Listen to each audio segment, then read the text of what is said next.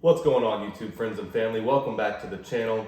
Glad to have you back. I'm getting to a video that I've wanted to do for quite some time, and that is fragrances that you have to wait for the dry down. Now, of course, this is my personal opinion, and that is not to say that really any of these fragrances have bad openings. In fact, quite the opposite. Some of them have amazing ones. But for me, this is where these fragrances really shine and where I really enjoy them the most.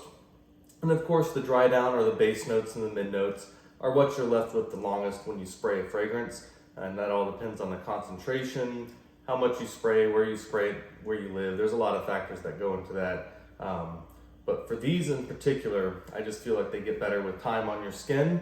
So let's go ahead and start it off. So Bond number 9, Do by Jade. Absolutely stunning stuff. One of my subscribers told me to check this out because he knew I was in the Dubai series. I believe it was Eric Rice. Great suggestion. Wonderful stuff. This is one of those fragrances that I absolutely love the opening on. Raspberry, violet leaves, just a really nice, sweet, green, slightly floral, really just beautiful opening. But this fragrance, one of the reasons that I bought it, pretty much the main reason I bought it, when I looked at the notes, everything about it just seemed interesting. You know, it's got a lot of woods in there. Main thing is the incense, oud, musk, amberette, and birch tar. Just sounds very, very dense, very heavy. But in this fragrance, it's not overly heavy. It's not as dense as you would think. It's a little bit light on skin, but it does develop well, and it stays very, very close to your skin after about 6 to 8 hours. But even with that said, I still get compliments on it, 10 to 12 hours after I wear it. So that just shows the density and how much the base and the mid notes still stand out in this fragrance. Maybe just because, after 6 to 8 hours, I kind of personally go nose deaf to it. But just reading the notes, you think this fragrance is a lot heavier than it really is. And it's actually lighter and more refreshing. And as it goes on your skin and dries down, it gets a little bit more dense and heavy, which is unique. So I really enjoy that about Jade. Definitely a versatile fragrance. I personally prefer it for spring or summer, but definitely an all year rounder if you wanted to use it that way. Now another one, Blue Sapphire from Boadicea Victorious. Very much like Jade, one of the best openings probably in this entire lineup. Probably my favorite next to Jade. Just unbelievably good, man. It's just lemon, orange, like lemon orange candy, but it's not too overly sweet. You get a little bit of citrus and tart notes in there with the orange and the lemon as well. So it's got a candied sweetness to it, a little bit citrus, a little bit fresh. You definitely get the rose in there. But where this fragrance in particular really becomes a masterpiece to me is about 8 hours after you spray it on your skin and you let it dry down. And for me personally, it just becomes an oud and patchouli masterpiece. Just beautiful patchouli and oud notes in this. Great opening as well. Just a fantastic fragrance and a compliment monster. So now from the house of Xerjoff, from the Kimi Blue line, Holysm. And this is one of my favorite green type of fragrances. Has cade oil, fir balsam, sage, a couple other green notes in there. But again, for me, the dry down is where this really shines. After it's on skin, maybe 6 to 8 hours, about 30% oil concentration on this. It really becomes just a beautiful tobacco, oud, and patchouli masterpiece. The tobacco note in there, not really similar to tobacco Sapphire or like a royal tobacco from Amouage.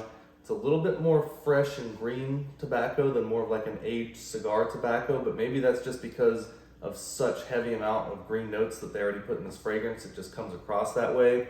But regardless of what it is, it's just an extremely beautiful dry down on there. I do like the opening, but it may be too sharp, green, and herbal for some people. So definitely one of those fragrances, if you spray it on skin, give it a chance and wait for the dry down. So another one from the house of Unique Luxury. This is Soscientific. And again, much like Blue Sapphire and Jade, nothing not to like about this opening. Very unisex, women or men would like it. It's like a fruit melody. It's got like peach, strawberry, cherry. Let's see what else is on there. I got the ingredients right there. Grapefruit in there as well. So just a lot of fruit notes at the top, a little sweet, a little citrus. But really stands out, and they label it as a top note, but it does stick around through a lot of the fragrance. You get some osmanthus in there, And as those fruit notes start to kind of dry down and go away, probably like 4 to 5 hours on skin, you really get a lot more of that floral osmanthus note. I think it's got jasmine and orange blossom in there as well.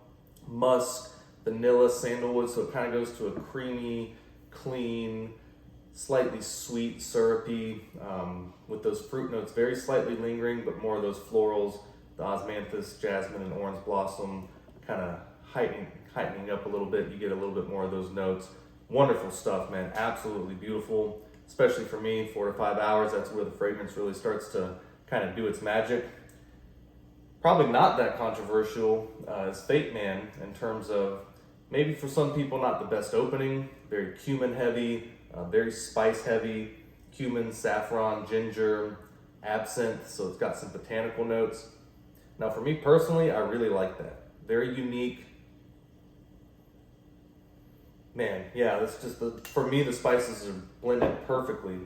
But for this fragrance in particular, the Drydown for me is where it shines. You've got labdanum, frankincense. You have some very unique notes like licorice and tonka bean. So it kind of plays into a little bit of a sweet, spicy, resiny fragrance, and that cumin and those spices sort of start to die down, especially about an hour and a half to 2 hours on skin, and you really start getting to the middle and the base notes of this fragrance, where for me, it just absolutely shines. Again, I personally like the opening. I can see why other people may not, but again, trying it on skin, letting it dry down for 2 hours, depending on your skin chemistry.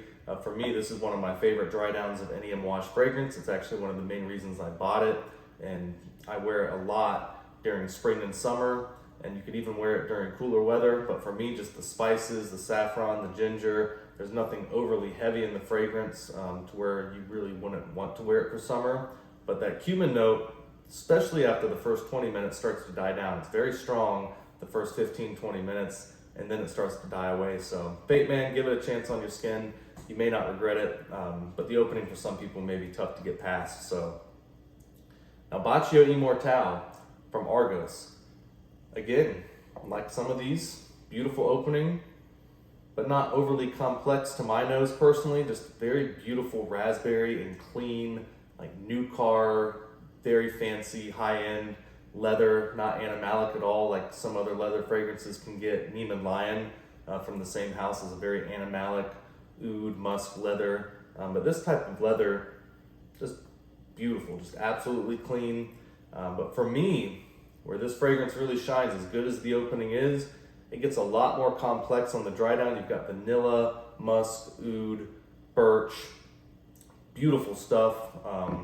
It just really gets into just a beautiful, like maybe 6 to 8 hours on skin. You really get to have those base notes kind of come to the top, and you still get some very light doses of the raspberry, and they actually list leather twice in this fragrance, so it's nice because the leather does stick around pretty heavy, and it mixes in with the oud, the birch, the musk, the vanilla, and just a killer dry down on this. Great performance and longevity. Absolutely beautiful fragrance. So lastly, from the house of Roja Parfums, one of those fragrances to where Roja Parfums has a couple oud ones. I love Sweetie Oud, Amber Oud. The regular oud is the most kind of quintessential Middle Eastern rose oud combination. That's one of the reasons I bought it and what I was looking for in my collection. I personally love the opening. You really have to like rose and you really have to like citrus notes because it is a very sharp, acidic, and strong rose opening, as you would expect with this type of fragrance. And it stays with you for about an hour to an hour and a half. But guys, the dry down on this may be my favorite dry down of any fragrance on here, and that's saying a lot. But the dry down of Roja Oud, very, very interesting. You've got leather, ambergris.